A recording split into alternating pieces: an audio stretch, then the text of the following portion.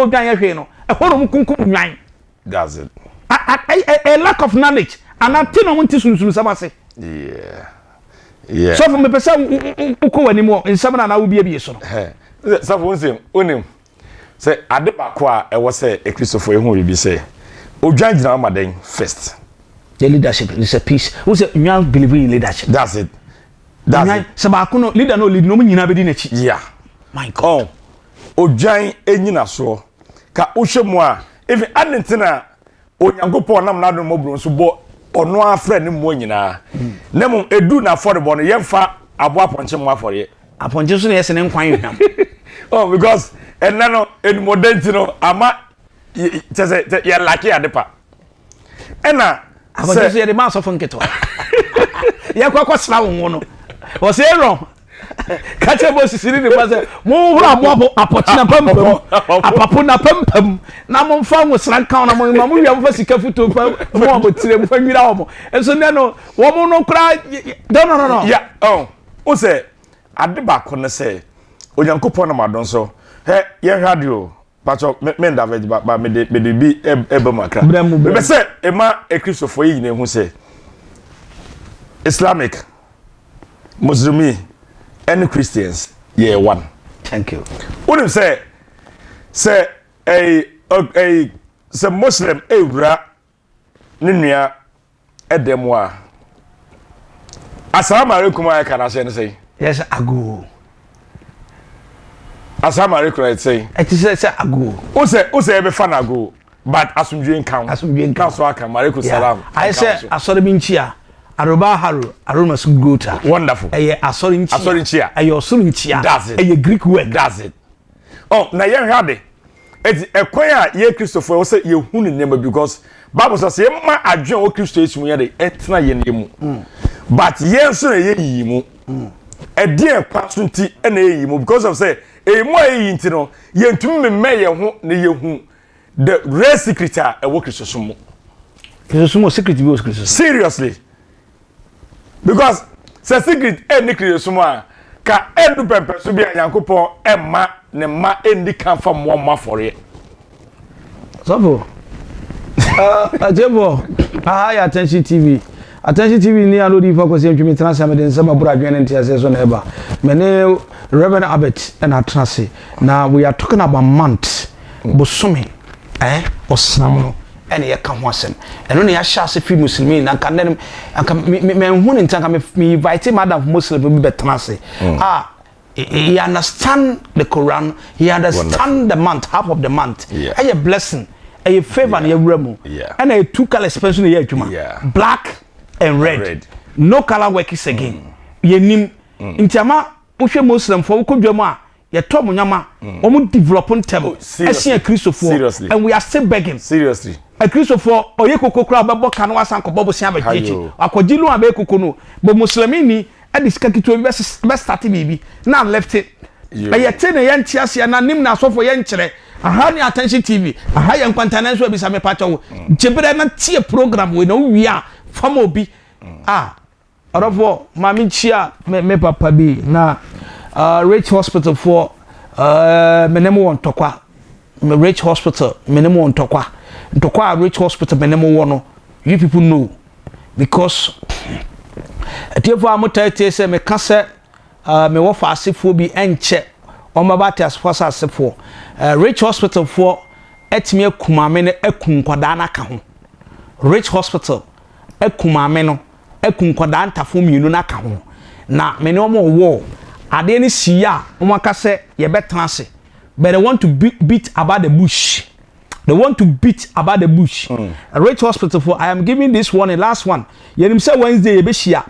If I didn't get any tangible reason e be babontia e be ye fire. I'm telling you Rich Hospital for mukuni party say na madwen ye adwuma.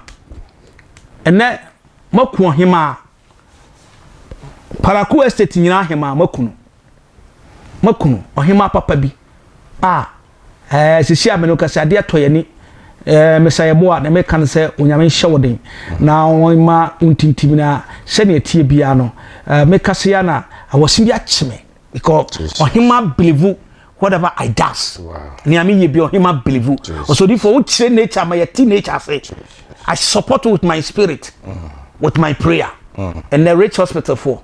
Or nyeso obi oyare ko yo wonyem na okowo. Maami etime bridi sa. Doctor ntimi respond. Na name for doctor ni ntudwa.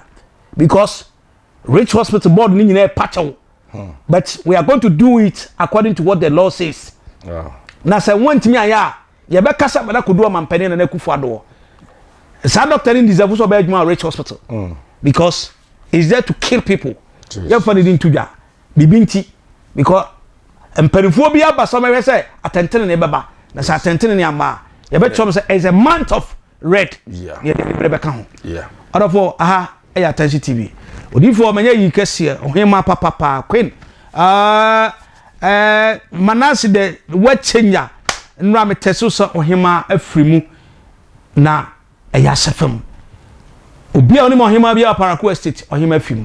Ya hwira de kese maame no oye nipa. Ya kanipa oye nipa. Eda osi mi fie no. Osodifo me pese me no to nsadidi. Na hyenya me anunyam. Hallelujah. Unyana sa. And this kind of vibrant woman we, precious woman we, a good year.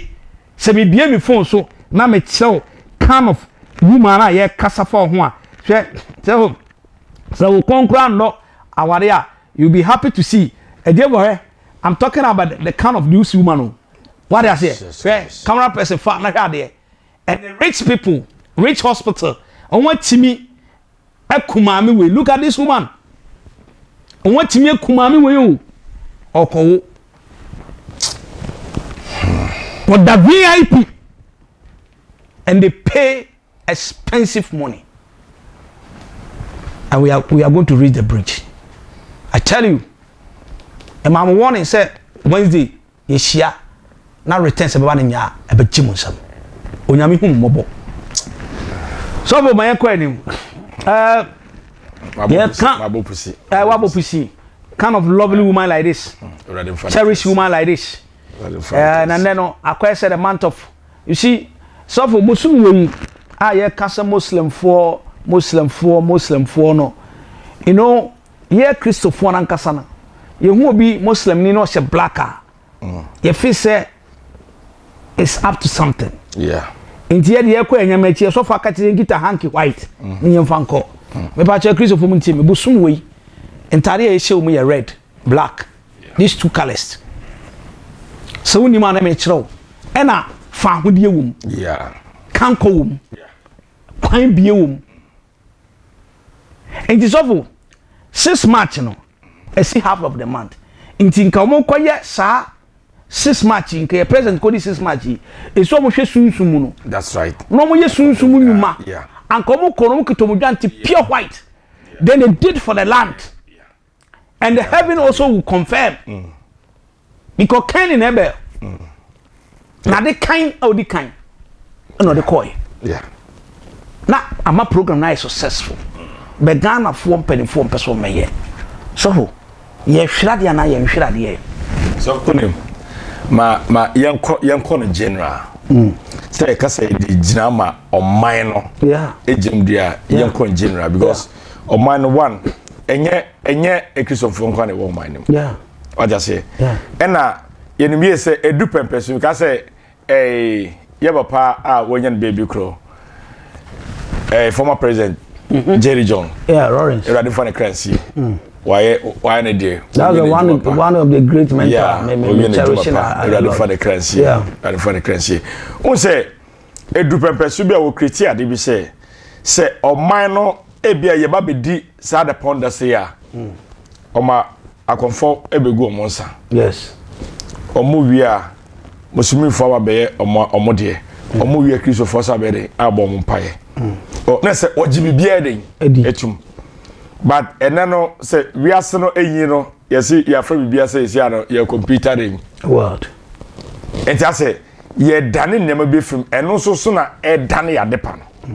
because say ka say bia isi ase ye sha se nya de enkum enwan a musumifo ye nananum obi a wona adwen are the better type in echi and to cut everything short no fa wo a woni wasede no ye wasede wo a woni original wo mu no ye wasede na ye wodwuma but agriculture maker say ye was some keys a ye na use ye say example Sheroma for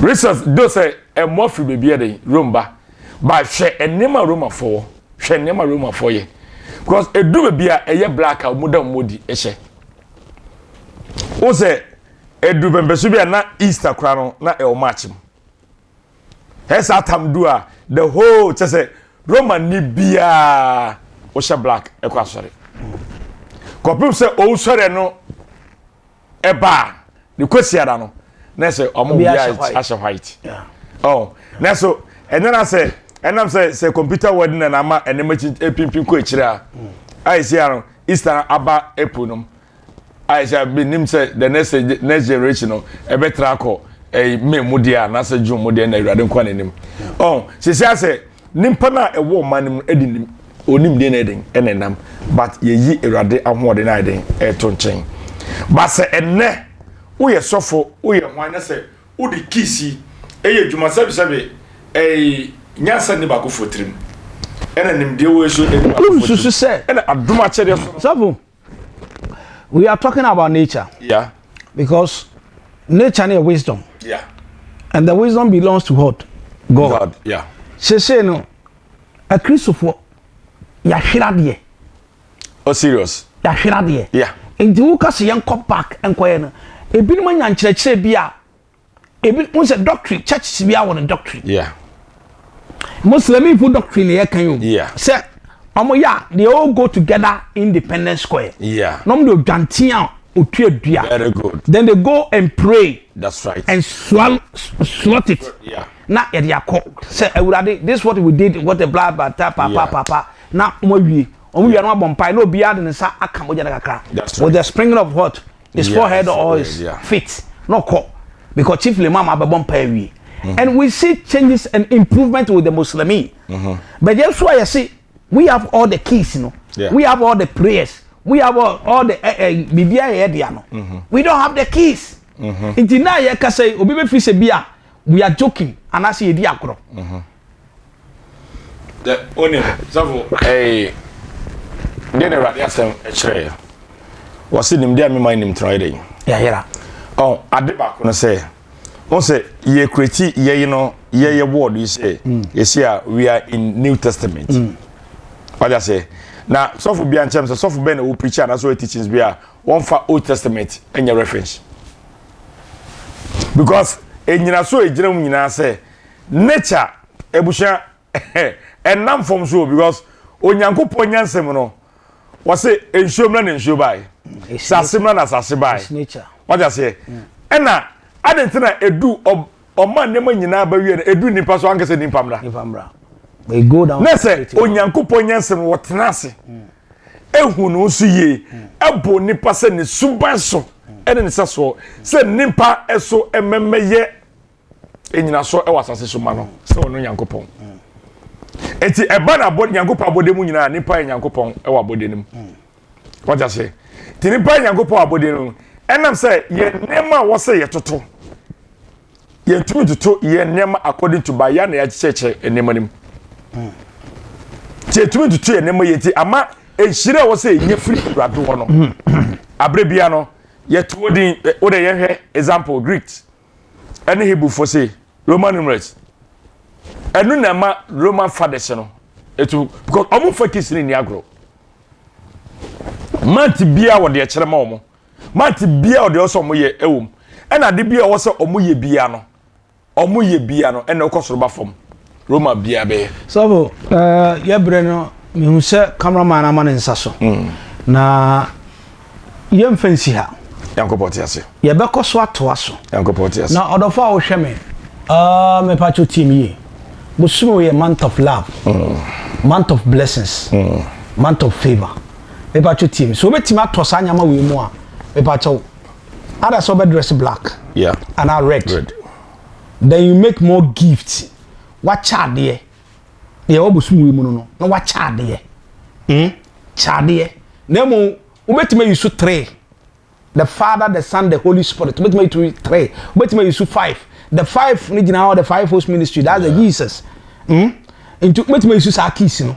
Now they are bomb pie. But me use keys, you know. Now they are bomb. But my dress, you know, and your code either black or red. Now I feel ma a chedie emrem.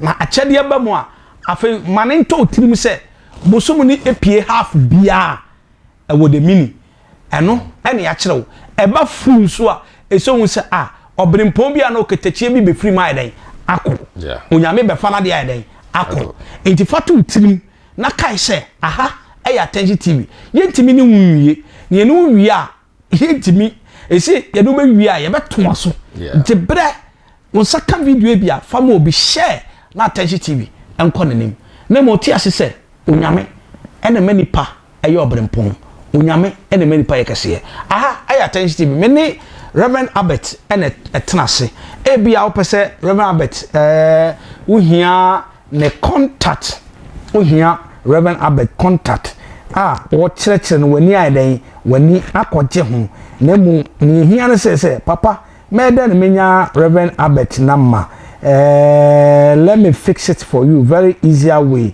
Let me fix it for you very easier way. Na sabri Reverend Albert here obi a onyese oka sunsun se bet obi otonwom pa e ba nwom pa na odi akode ke atwe a mepacho ti ni no mani 0244 60 1480 0244 60 4180 0244 60 4180 fresh software bet say papa me pesa wo besra me ono friend nko be ba besra wa sorry na oba beto nwum a wo nse nya nwum kwala anwune tu na se Yesu ma ye kwan na ye san hia bi ma nya kwan wo no ye san ne hia ebeje wo nsam aha ayi attention tv na attention tv ni a na nkwantana so ebiseni wo obo machi dom eye University Foundation onyame sunsun na onyame abasa enhyiram na nkam beda se bye bye.